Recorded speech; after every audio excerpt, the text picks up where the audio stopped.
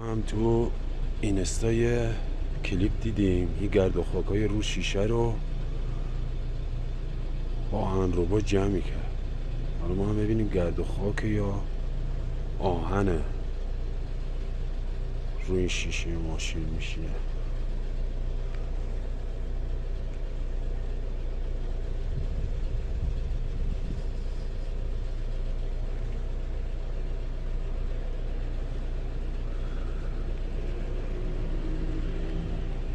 ما که هر روز گرد و خاک رو شیشه ماشینمون میشینه. حالا ببینیم واقعا چیه. نه آهن ربا